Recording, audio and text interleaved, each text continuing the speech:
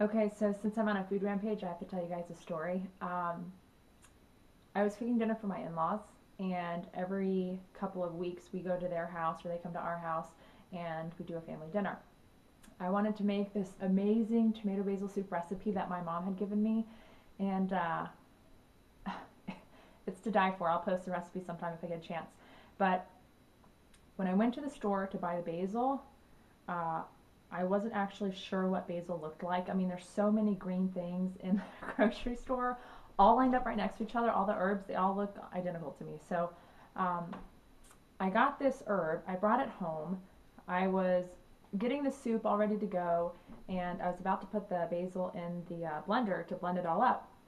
Well, it turns out that right before, like literally seconds before I was putting the basil in the blender, my friend was like, Stephanie, what are you doing? And I was like, what are you talking about?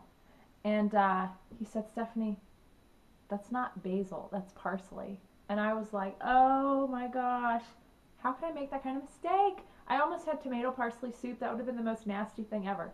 Kidder. He always wants to be a part of everything I do. So anyways, the purpose of this video is to give you an idea of what those different herbs are. What do they actually look like? And then what are they used for? You don't want to put parsley in tomato soup. No, no, no, no, no. That would have been a major disaster. Especially if you're cooking that for a family. I mean, that you work for, that would have been horrible. So I'm going to go through a few of the herbs and then show a picture of what they look like so you have a better idea. Hopefully you don't make the same type of mistakes that I made. Basil is a flat, soft leaf, and you put it in stuff like Italian food, tomato basil soup, pasta. It's delicious.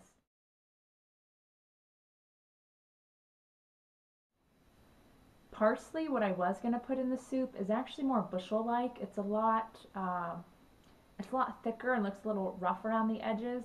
My husband thinks it looks kind of like mint.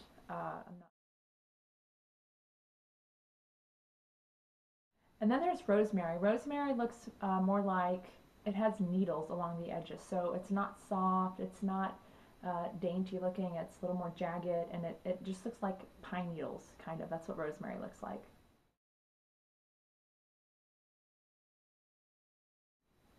And then there's thyme. Thyme is really has twiggy stem and teeny, teeny, teeny, teeny little leaves. And thyme oftentimes is used for stews and soups.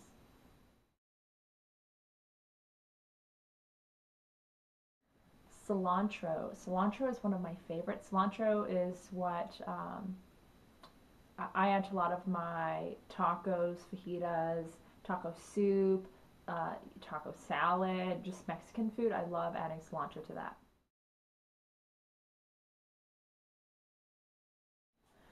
Okay, so a few of the things that I didn't know what they were the first time I went to go buy them for family at a grocery store was, I feel kind of silly saying this now, it's so obvious to me, but parsnip.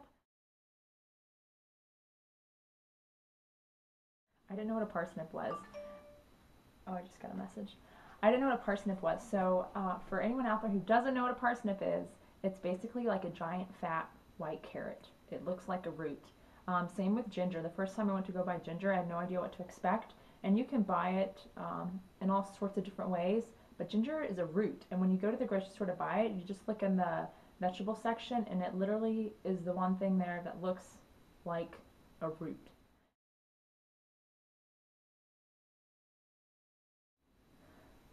Okay, so what else? Fennel. Fennel is like a big fat celery plant, and I think it tastes like licorice, which I don't like at all. So I probably won't ever really taste fennel.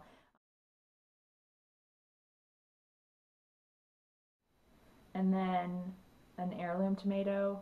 Okay, I know that's probably so basic, but I never really liked tomatoes growing up. So I eat them with pasta sauce and all that, but I don't like just having tomatoes. So an heirloom tomato is like a giant tomato, um, but sometimes has different colors like green in it, and it looks like a pumpkin. It's like a pumpkin tomato, like a miniature pumpkin tomato. The shape of it goes like whee in on the center. The main thing I would say is when you are working for a family and they send you out to go buy something, ask them as many questions as possible. So if they say, "Oh, Stephanie, I need you to go get me some chicken," okay, Do you want white meat or dark meat? Do you want it boneless and skinless or with the bone? Do you want it pounded first? Do you want thighs? Do you want breast? Ask those questions in advance. Otherwise, you're going to find yourself at a grocery store and you're not going to know what the heck you're doing. Same with cheese. Get me some cheese. Okay, what kind of cheese? Cheddar, Swiss, provolone, Monterey Jack, pepper jack, blue cheese, gorgonzola cheese. I mean, there's so many cheeses. And then how do you want it? Do you want it grated? Do you want it crumbled? Do you want it sliced? Do you want it shredded?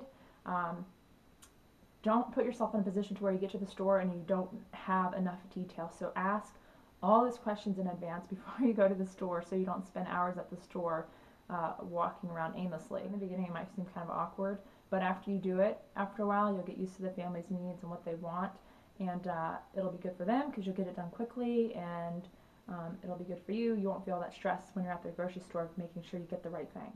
And families, feel comfortable telling your nanny exactly what you want. I feel like some families don't want to seem too picky, but everyone has their own style, their own way, their own methodology, and so it's okay to show that to your nanny. Do it in a loving way, do it in a kind way, but let her know what it is exactly that you want. If you act like you don't really care and then she goes and buys you a bread that you don't actually like and you send her back to the grocery store, well, that's just a hassle for her and for you. So just be honest and upfront with each other from the beginning.